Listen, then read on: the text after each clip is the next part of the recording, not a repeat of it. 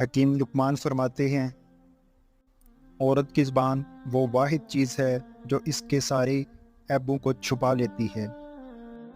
عورت مرد کو خوش کرنے کے لیے اپنا آپ بدل دیتی ہے، اپنا دل، اپنی خواہشات بدل دیتی ہے، کہیں مرد کی نظر بدل نہ جائے، مگر مرد پھر بھی اپنی عادت سے مجبور ہو کر اپنی نظروں کی حفاظت بھی نہیں کر سکتا۔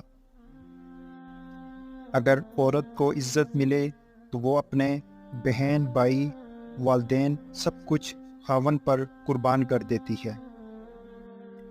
کسی بھی گھر کو برباد کرنے میں عورت کا ہاتھ ہوتا ہے، چاہے وہ بہن کی صورت میں ہو، ماں کی صورت میں ہو یا بیوی کی صورت میں ہو۔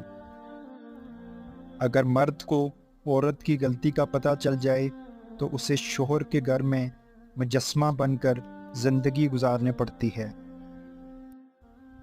عورت کی سب سے بڑی عبادت اپنی عزت کی حفاظت کرنا ہے۔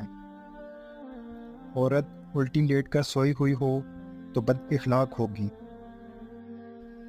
اس عورت سے شادی کرو جو نگاہیں نیچی رکھتی ہو، کم بولتی ہو اور جس میں حسن اخلاق ہو، کیونکہ ایسی عورت کے مقدر میں بے بہا دولت ہوتی ہے۔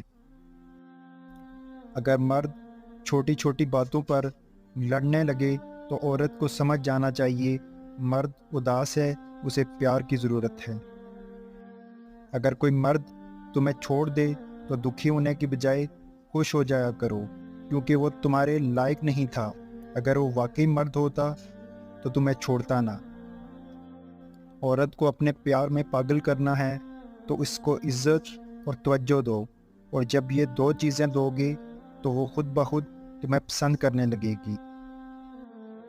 عورت کی عزت کیا ہوتی ہے یہ بیٹی کا باپ بن کر ہی پتہ چلتا ہے۔ جس عورت کا شوہر باروب ہو وہ زمانے پر راج کرتی ہے، جس گھر میں عورت کا روب ہو وہ گھر ذلیل ہوتا ہے۔ جس عورت کا جسم گورا ہو وہ کم عقل ہوتی ہے، وہ اپنی خوبصورتی کے محور سے نکلنا ہی نہیں چاہتی۔ جس عورت کا جسم پتلا ہو وہ غصے والی اور چلاک ہوتی ہے۔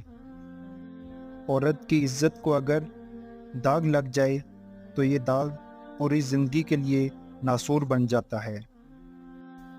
دنیا بھی عجیب ہے، اگر بیوی ہے تو غلام بنا کر رکھا، اگر بیٹی ہے تو سمجھ بوجھ کر پیار کیا، اگر بہن ہے تو ہمیشہ شک کی نظر سے دیکھا۔